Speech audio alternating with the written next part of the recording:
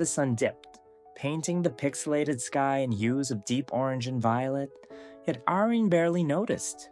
His gaze remained fixed on the crumbling tablet, its ancient script illuminated by the flickering torchlight within his simple, remote dwelling. For months, whispers had drifted from distant villages, tales of a forgotten temple, buried deep beneath the whispering peaks, guarded by an intricate series of traps. The tablet, unearthed from a collapsed mineshaft, spoke of a grand design, a testament to an ancient civilization's mastery of the world's most enigmatic ore, redstone. Arin, a solitary figure with calloused hands and a mind sharper than any diamond pickaxe, understood its call. He was a master of circuits, a whisperer to repeaters, a weaver of redstone dust into complex machinations. This was not merely a treasure hunt. It was a challenge, a riddle posed across centuries. He meticulously prepared, his movements precise in practice, his inventory filled with essentials, a stack of cobblestone, a shulker box brimming with redstone dust, repeaters, comparators, pistons, sticky pistons, observers, and a small collection of iron ingots and wooden planks for crafting on the fly. His diamond pickaxe gleamed, ready for whatever block stood in his way. As the first stars pricked the night sky, Arin stepped out, the cool mountain air biting at his face. The temple awaited.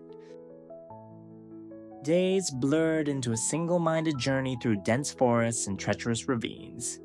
He skirted the edges of mushroom fields, navigated a treacherous taiga, and finally, as the fourth sun rose, he stood before it.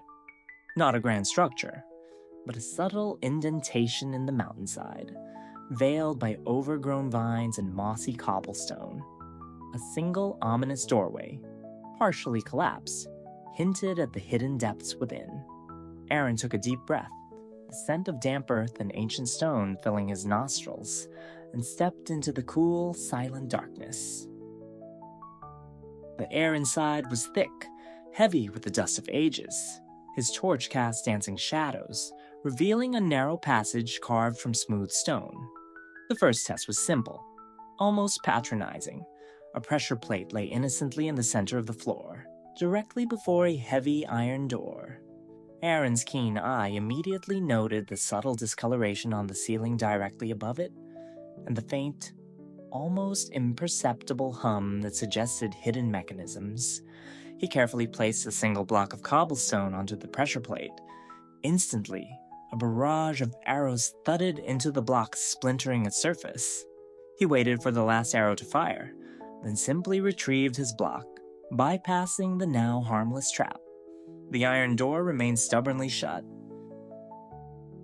He needed to apply his intelligence, not just brute force. He scanned the walls, his gaze lingering on a section of seemingly ordinary stone. With his pickaxe, he chipped away a loose block, revealing a small, recessed lever. A silent flick, and the heavy door groaned, sliding open with a low rumble. Arin nodded to himself, a ghost of a smile touching his lips. The builders of this place respected observation. The next chamber was a vast, echoing cavern, its floor a treacherous mosaic of obsidian and netherrack. A narrow, winding path of stone bricks snaked across the floor, leading to a distant archway. But beneath the stone, a faint orange glow pulsed. Lava. The path was a death trap, Arin realized, as a section of bricks momentarily receded into the molten pool, only to reappear moments later. This was a timing puzzle, a test of rhythm and nerve. Arin surveyed the cavern's periphery. High on a distant wall, he spotted a faint, pulsing redstone lamp, almost hidden by shadows. Its light was intermittent, blinking in a strange, irregular pattern. He understood. This was a visual cue, a riddle within a rhythm. He carefully laid down a line of redstone dust, running it along the chamber's edge towards the hidden lamp.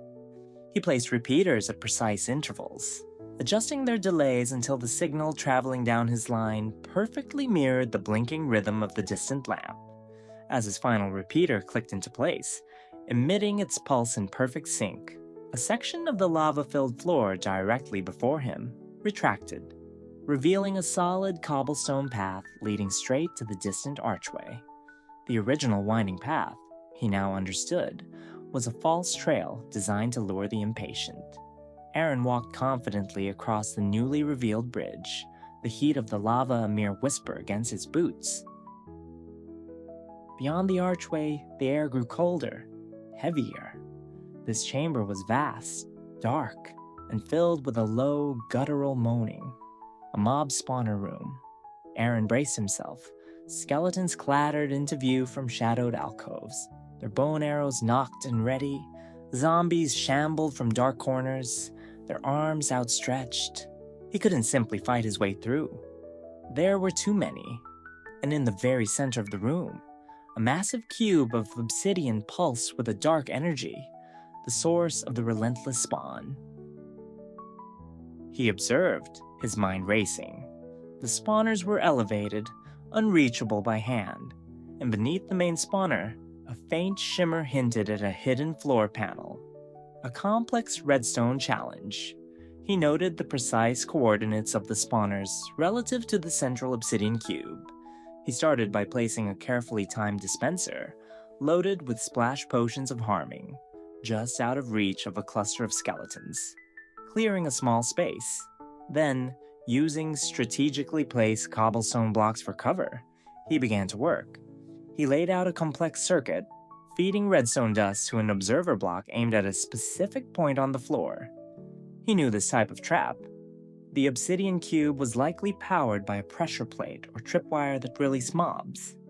He needed to reverse the current or create a bypass. He worked quickly, dodging arrows and sidestepping lurching zombies. He used sticky pistons to temporarily move a section of wall, revealing a hidden redstone line leading to the obsidian spawner. With a jolt of exhilaration, he saw his solution. A single comparator, inverted, would send a constant signal to a block, which then fed into the existing redstone line. This would mimic the on state of the spawner, causing it to effectively switch off by thinking it was constantly active. He carefully placed the comparator, then a redstone torch. The hum of the spawner died. The flow of mobs abruptly ceased. The chamber, once a chaotic ballet of death, fell silent. Arin allowed himself a moment of quiet satisfaction, placing torches to permanently light up the room before moving on. He had not merely survived the mob trap, he had disarmed its very heart. The final chamber was unlike any he had seen. It was a vast circular room, its walls lined with intricate carvings of gears and circuits. In the center stood a colossal mechanism, a towering contraption of polished obsidian, glowing redstone blocks, and an impossibly complex arrangement of pistons and repeaters. There was no visible door, no obvious lever, only a single, unlit redstone lamp high above, pulsating with a faint, steady rhythm, as if beckoning. Arin circled the mechanism, his eyes scanning every detail. He noticed small, almost invisible indentations on the floor, arranged in a spiral pattern. Each indentation corresponded to a specific block type: cobblestone, stone bricks, obsidian, chiseled stone bricks. He understood. A sequence, a code. But what was the trigger? And how did it relate to the lamp above? He saw it, finally. A series of 4 small holes in the central mechanism, each barely visible, recessed into the obsidian. He looked closer and saw tiny symbols etched near each hole. A sword, a pickaxe, an axe, a shovel. The tool slots. This wasn't a puzzle of levers or buttons. This was a puzzle of items, and indeci timingus. He knew the lamp above pulsed at a precise, unique delay. He needed to power it, and the power source was in the slots. He crafted a simple circuit, a redstone dust line leading from each slot to a central repeater, then onwards. He experimented, placing a stone sword in the first slot, a faint spark, a stone pickaxe in the second, another spark. It wasn't about the type of item, but about the timing of its placement in each slot, in relation to the others. Hours pass. Arin worked with an intensity that bordered on obsession.